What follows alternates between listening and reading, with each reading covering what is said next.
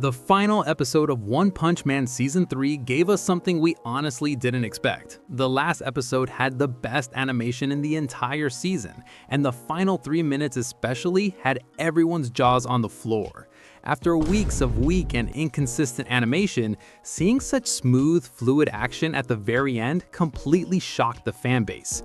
But instead of giving us clear answers, the season ends on a huge cliffhanger. Viewers are left with many questions. Is Orochi really dead? What exactly happened to Garou? What did Tatsumaki mean when she said she would locate Gyoro Gyoro's real body? And most importantly, will we even get another season? Especially after how poorly this season was rated. Don't worry, I'll answer all of that. So, let's begin. After being defeated by Tatsumaki, Gyoro Gyoro desperately screams Orochi's name, begging him to come and save him. But Orochi never appears, which leaves Gyoro Gyoro completely confused and scared. Soon after, we find out why. Orochi has run into Saitama instead. Orochi witnesses Saitama defeating Rover with just one punch, and immediately realizes how dangerous he is. He starts putting the pieces together and understands that all the strongest monsters who were recently defeated were taken down by this same bald hero. This makes Orochi both curious and cautious.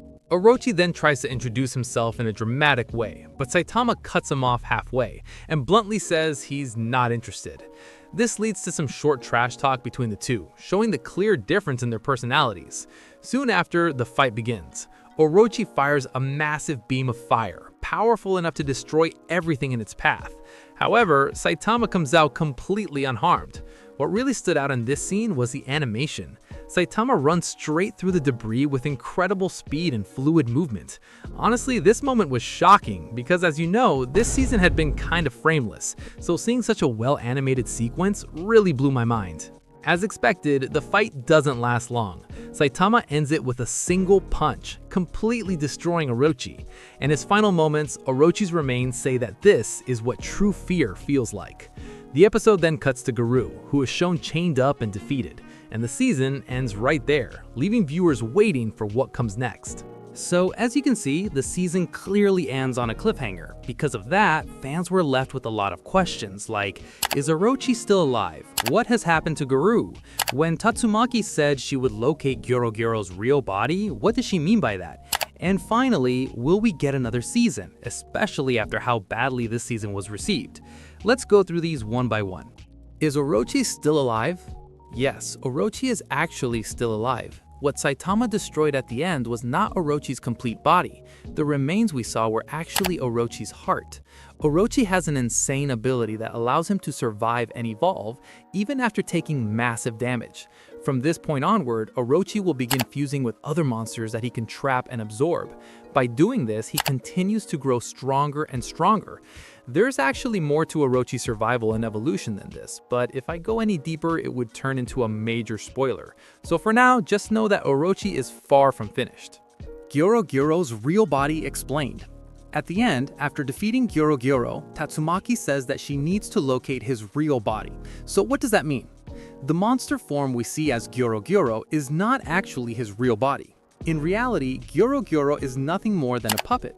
The puppet is being controlled by someone far stronger, and that person is a woman named Psykos, and this is how she looks.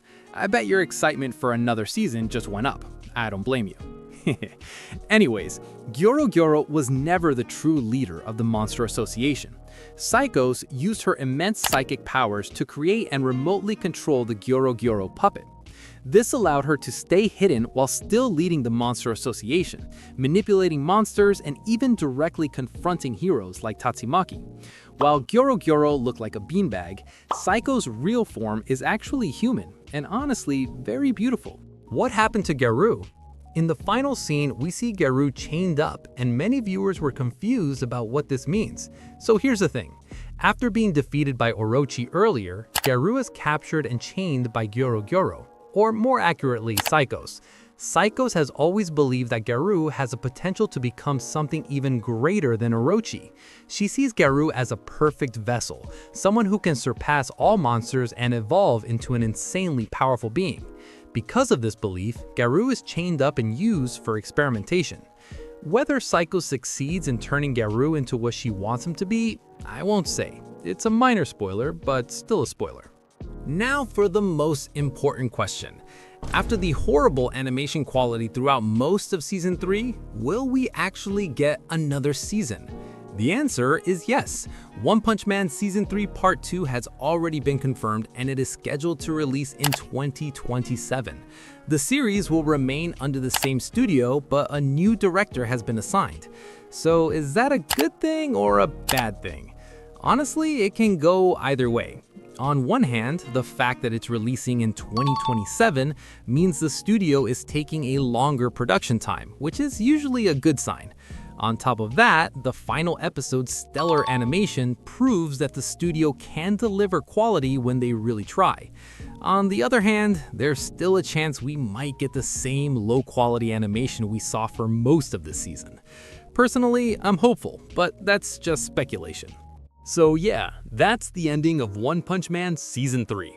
Despite the rough animation and poor reception, the story itself is still incredibly strong. If anything, this season just proves how much potential was wasted. If you really want to experience the Monster Association arc the right way, I highly recommend checking out the manga. The artwork is absolutely gorgeous, and it completely elevates the story.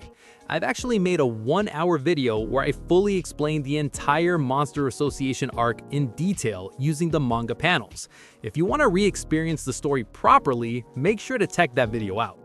Thanks for watching, and I'll see you in the next one.